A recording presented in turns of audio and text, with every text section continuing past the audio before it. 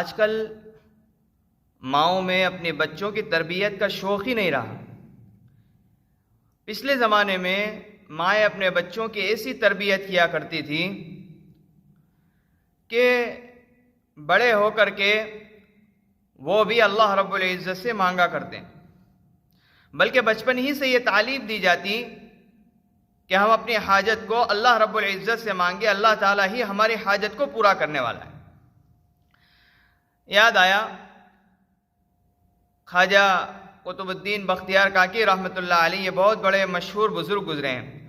اور سلطنت مغلیہ کے یہ پیر سمجھے جاتے ہیں۔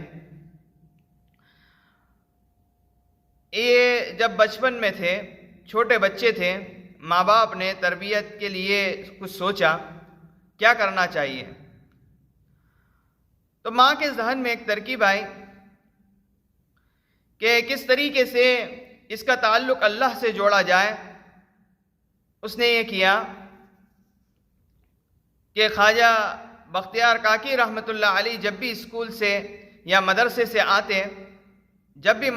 آتے، ایسی صورت میں ماں ان سے یہ کہتی، بیٹا نماز پڑھو اور اللہ سے مانگو، بیٹا نماز پڑھو اور اللہ سے مانگو، کھانا بھی اللہ سے مانگو، اور پھر جب وہ اللہ سے مانگ کر کے فارغ ہوتے، روتے دھوتے، اور اس کے بعد اللہ سے مانگ کر کے جب فارغ ہوتے، ایسی صورت میں پھر ماں انہیں یہ حکم دیتی کہ جاؤ گھر کے کسی بھی کونے میں دیکھو یا کہیں اور دیکھو جہاں پر ماں نے پہلے ہی سے ان کے لیے روٹی یا کھانے کا انتظام کر دیا ہوتا ہے، کہیں رکھ دیا ہوتا ہے، پھر کہتی ہے کہ جا کر کے کہیں تلاش کرو، اللہ تعالیٰ نے تمہارے لیے کہیں نہ کہیں کھانا رکھوا دیا ہوگا، تم نے دعا کی ہے۔ چنانچہ یہی سلسلہ چلتا رہا، روزانہ آتے اللہ سے دعا کرتے، اس کے بعد کھانا تلاش کرتے، پھر کھا لیتے۔ ایک دن اتفاقاً ایسا ہوا،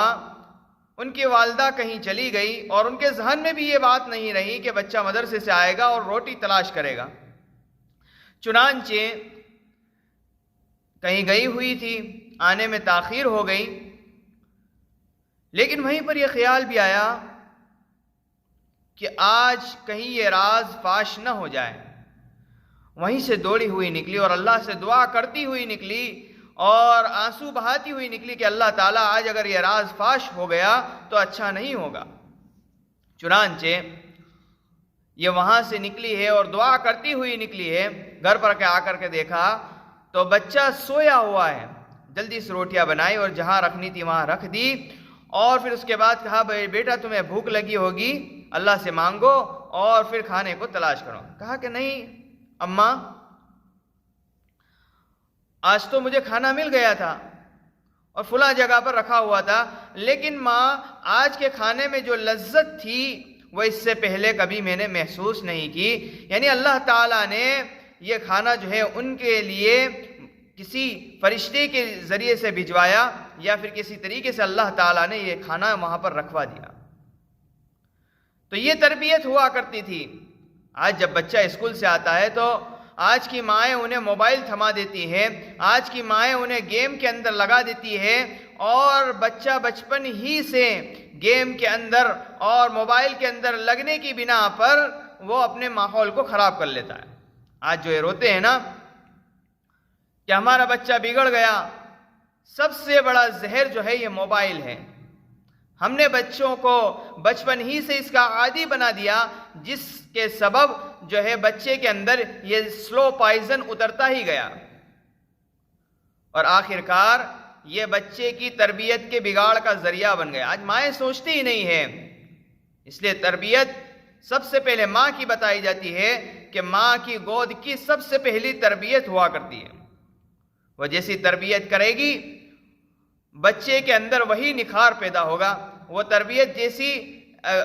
اچھی نہیں کرے گی تو بچے کے اندر بجائے اچھی خوبیاں پیدا ہونے کے اس کے اندر برائیاں جنم لے گی۔ اس لیے سوچو اپنے بچوں کے بارے میں، بچپن ہی سے اس طرح سے تربیت اپنے بچوں کی کریں کہ بڑے ہو کر کے